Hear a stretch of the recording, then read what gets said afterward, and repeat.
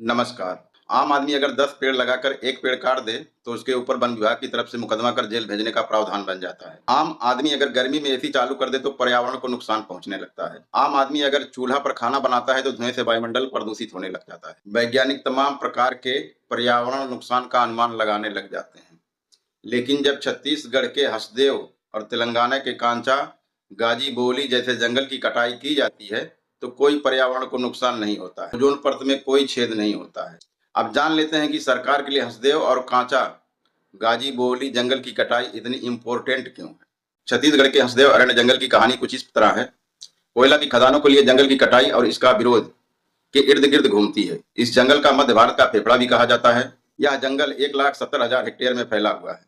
छत्तीसगढ़ राज्य के कोरबा, सूरजपुर और सरगुजा जिलों में आता है। जल हसदेव नदी के कैचमेंट एरिया में आता है। जैव विविधता का खजाना है।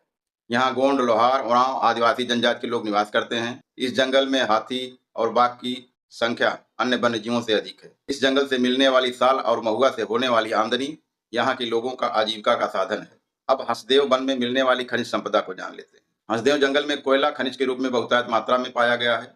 परसा ईस्ट और केते बासन नामक खदान बनाने के लिए सरकार ने कटाई की मंजूरी दे दी, जबकि हसदेव जंगल में पेड़ों की कटाई संविधान की अनुसूची भी के प्रावधान का उल्लंघन है। दावायर की रिपोर्ट के मुताबिक लगभग 94,460 से ज्यादातर पेड़ काटे जा चुके हैं। 2 मार्च 2022 से इस जंगल को बचाने के लिए आंदोलन आज भी जारी है। 1974 में जब हैदराबाद यूनिवर्सिटी की स्थापना की गई, तब कांचा गाजीबोली जंगल 400 एकड़ में मौजूद था। मीडिया रिपोर्ट्स के मुताबिक तेलंगाना इंडस्ट्रियल इंफ्रास्ट्रक्चर कॉर्पोरेशन ने 19 जून 2024 को इस जमीन के इस्तेमाल का प्रस्ताव रखा। 24 जून 2024 को जंगल की इस जमीन पर आईटी पार्क बनाने की सहमति दे दी गई और जुलाई 2024 में यह जमीन औपचारिक रूप से ट्रांसफर भी कर दी गई। जब जंगल में पेड़ों की कटाई शुरू हुई, तो हैदराबाद यूनिवर्सिटी के छात्र विरोध करने लगे और पुलिस से भी भिड़ गए।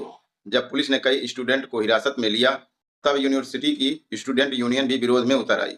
इसके बाद कई छात्र भूख हड़ताल पर भी बैठ गए। तब तक उनका प्रदर्शन नहीं रुकेगा। नमस्कार, मैं हूं धर्मेंद्र निषाद।